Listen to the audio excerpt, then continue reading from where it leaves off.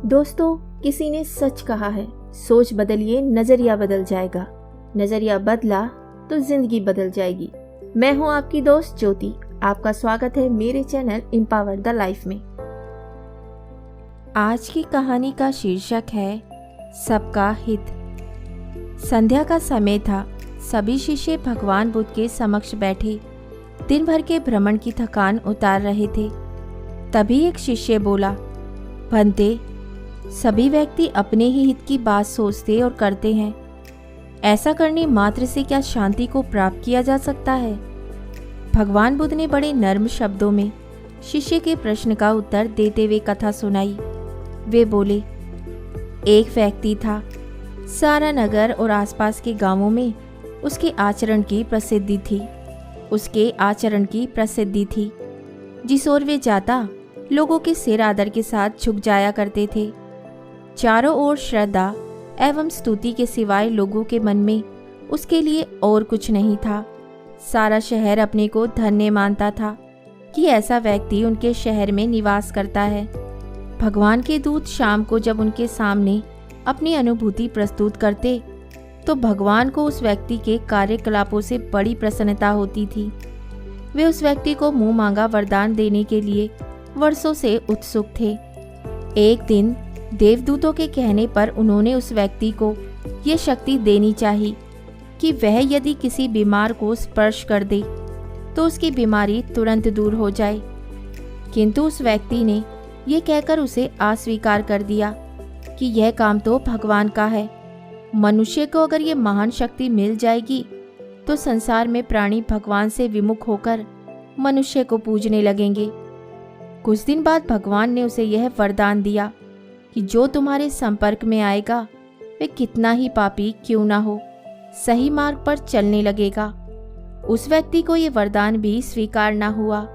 उसने कहा कि यह काम तो अवतारों और पैगंबरों का है।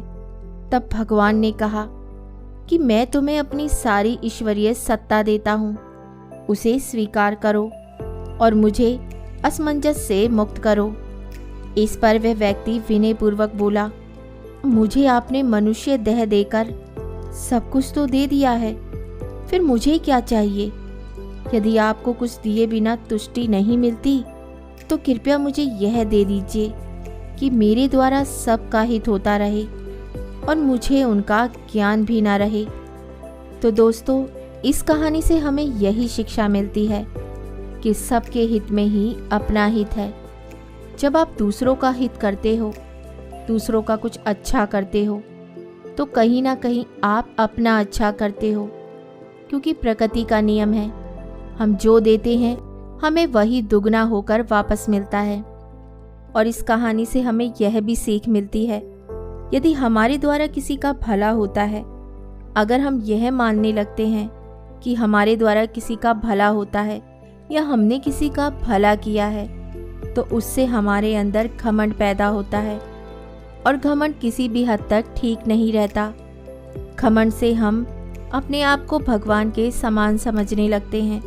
हमारे अंदर अहंकार आ जाता है कि हम में वह शक्ति है जो दूसरों का भला कर सकती है। तो दोस्तों, घमंड तो रावण का भी ना रहा, तो हम तो तुच्छ से इंसान हैं।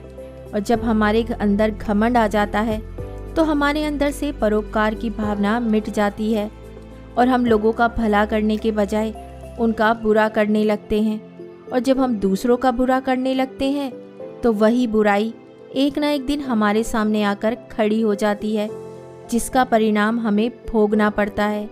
तो बस ये कहानी हमें यही सीख देती है, अपने पूरे सच्चे मन से दूसरों का भला कीजिए। इसलिए नहीं कि आपका भला हो, इसलिए क्योंकि यह भगवान की सीख है, यह प्रकृति का नियम है।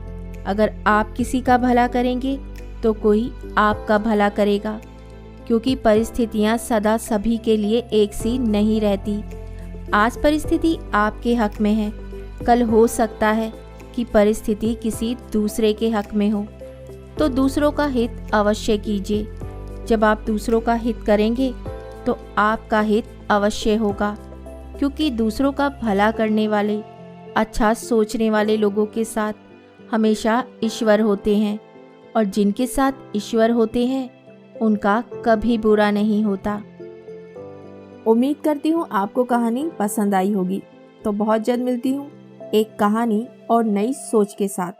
तब तक हंसते रहिए, मुस्कुराते रहिए और अपना ख्याल रखिए।